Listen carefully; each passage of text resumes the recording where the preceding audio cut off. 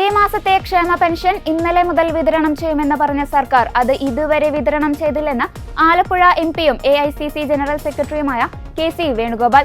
ശശി തരൂർ ലക്ഷ്മണരേഖ ലംഘിച്ചാൽ നടപടിയെടുക്കുമെന്ന് പറഞ്ഞ അദ്ദേഹം ഭാരതാംബ ചിത്ര വിവാദത്തിൽ ഗവർണറുടെ നടപടിയെയും വിമർശിച്ചു.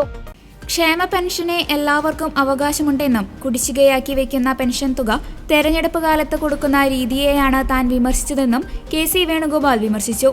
അതിനെ എന്തെല്ലാം കോലാഹലങ്ങളായിരുന്നു. തെരഞ്ഞെടുപ്പിന് തൊട്ടുമുൻപ് ഈ മാസത്തെ പെൻഷൻ ജൂൺ 20 മുതൽ വിതരണം ചെയ്യുമെന്ന് പ്രഖ്യാപിച്ച സർക്കാർ അത് ഇതുവരെ വിതരണം ചെയ്തിട്ടില്ല. നിലമ്പൂരിലെ വോട്ടർമാരെ സ്വാധീനിക്കാനാണ് പ്രഖ്യാപനം നടത്തിയത്. ക്ഷേമനിധി ബോർഡ് പെൻഷൻ ഉത്തരവാണ് കഴിഞ്ഞ ദിവസം ഇറങ്ങിയത്. ഇത് ജനത്തെ കബളിപ്പിക്കുന്നതാണ്. തെരഞ്ഞെടുപ്പ് ചട്ടലംഘനമാണ് നടന്നത്. തെരഞ്ഞെടുപ്പ് കമ്മീഷൻ ഇടപെടണമെന്നും ഇക്കാര്യത്തിൽ പരാതി നൽകുന്നത് ആലോചിക്കുമെന്നും KC വേണുഗോപാൽ പറഞ്ഞു. അൻവർ വിഷയത്തിലെ ചോദ്യത്തോട് UDF-ൽ ചർച്ച ചെയ്യേണ്ട കാര്യമെന്ന് പറഞ്ഞ് KC വേണുഗോപാൽ ഒഴിഞ്ഞു.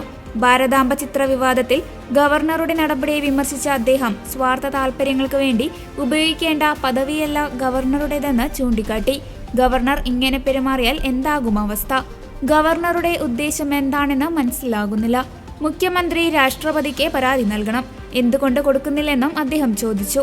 ശശി തരൂർ പാർട്ടിയെ അറിയിക്കാതെ കേന്ദ്ര സർക്കാരിന്റെ ആവശ്യപ്രകാരം വിദേശയാത്ര ചെയ്യുന്നതിനെപ്പറ്റിയുള്ള ചോദ്യത്തോട് നല്ല കാര്യമെന്നും KC വേണുഗോപാൽ പ്രതികരിച്ചു.